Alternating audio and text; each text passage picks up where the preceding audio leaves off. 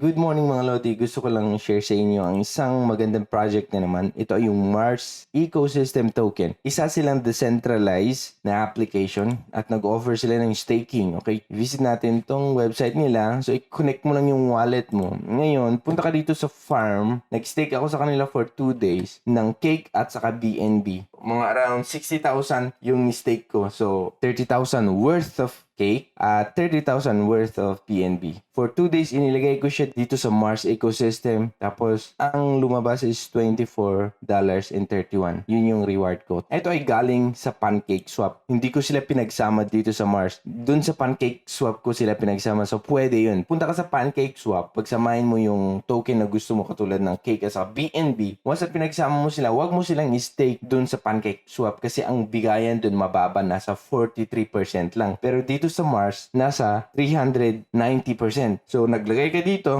mas mataas yung bigayan. So, for 2 days is nasa 24. Kukunin ko yun ng 8 days, 9 days dun sa Pancake Swap. Okay, dito 2 days lang. Ang question dito is, pag i-harvest mo, mataas yung gas fee nila. Ang gas fee is around $10.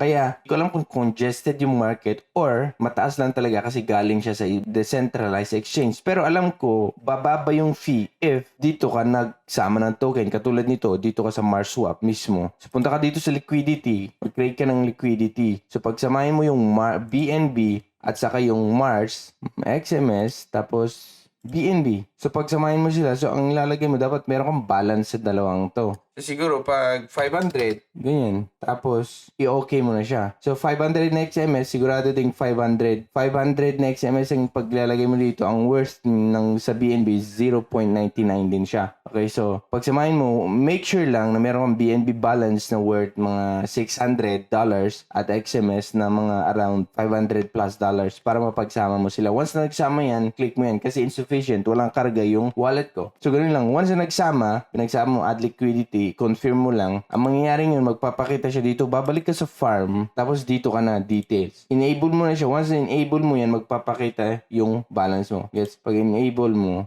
makita mo pag Mars Swap, nag-enable kay 0.15 lang siya. Pag gagawa ka ng transaction or mag-stake ka, mas mababa pag Mars Swap ka maglalagay. Dito kasi, galing sa ibang exchange, kaya medyo mataas yung fee. So, ganun lang. Enable mo siya. Once na-enable mo na, pwede mo na siyang stake yung pinagsama mong token. Katulad nito, once na-enable na siya, di ba? Enable mo, magpapakita yung balance mo dun, yung pinagsama mong BNB sa Mars. Tapos, confirm mo lang. Ilagay mo max. Then, mag-earn ka na ng token nila at pwede mong i-harvest. So, pag i-harvest mo, okay, pag harvest, 10. I-confirm mo lang siya. Insufficient balance kasi ako. Ngayon, pag once na confirm mo yan, dito mo titignan yung mga reward mo pag nag-claim ka na, di ba? Pag nag-claim ka dito. So, hanapin mo yung sa claim pools, eto, reward. So, i-claim mo lang siya, magpapakita dito yung na-claim mo. Same din sa pools dito.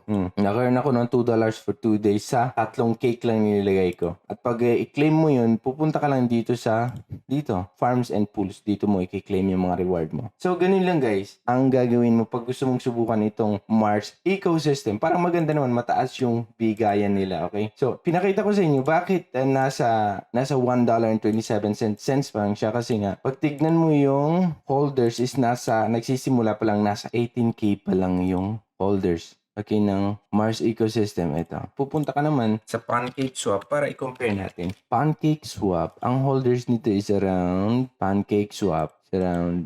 nasa 875,000. Tapos yung kanyang worth is $19. Umabot siya ng 41. Okay? So, how much more pag dito nasa 18K pa lang itong Mars Ecosystem? Nasa $1.27.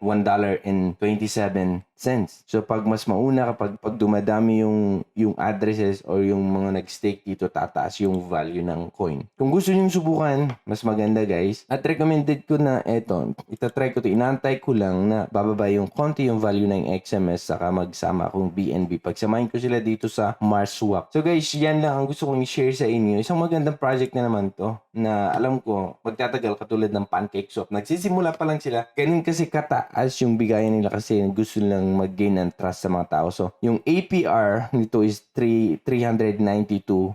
Compare sa mga ibang exchanges, katulad sa PancakeSwap, ang nakukuha mo lang is 60% yung APR. Ayun guys, kung gusto niyo subukan, try nyo lang. At kung nagustuhan mo itong video, pa-thumbs up naman dyan. At kung interesado ka sa mga ganitong content, at bago ka lang dito, inanya kitang mag-subscribe at i-click ang notification bell para every time gagawa ako ng bagong video, manonotify kita. Ako si Trogi and see you on my next video. Bye!